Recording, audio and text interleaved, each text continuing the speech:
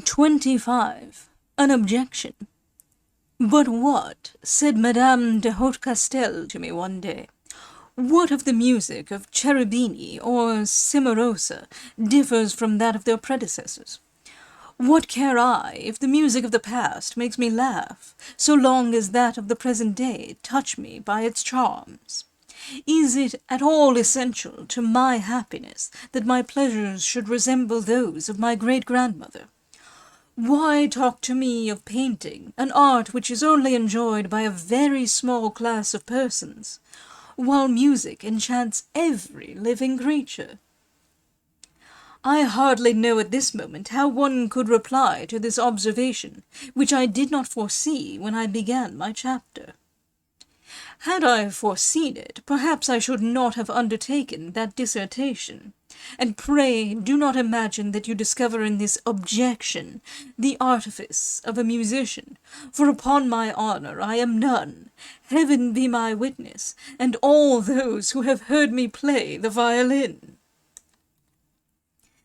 But even supposing the merits of the two arts to be equal, we must not be too hasty in concluding that the merits of the disciples of painting and music are therefore balanced. We see children play the harpsichord as if they were Maistre, but no one has ever been a good painter at 12 years old.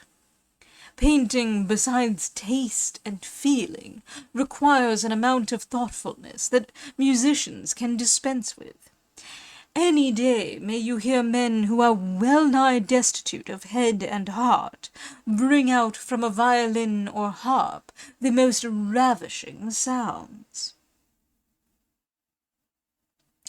The human animal may be taught to play the harpsichord, and when it has learned of a good master, the soul can travel at her ease, while sounds with which she does not concern herself are mechanically produced by the fingers. But the simplest thing in the world cannot be painted without the aid of all the faculties of the soul. If, however, anyone should take it into his head to ply me with a distinction between the composition and the performance of music, I confess that he would give me some little difficulty. Ah, well, were all writers of essays quite candid, they would all conclude as I am doing. When one enters upon the examination of a question, a dogmatic tone is generally assumed, because there has been a secret decision beforehand, just as I, notwithstanding my hypocritical impartiality, had decided in favour of painting. But discussion awakens objections, and everything ends with doubt.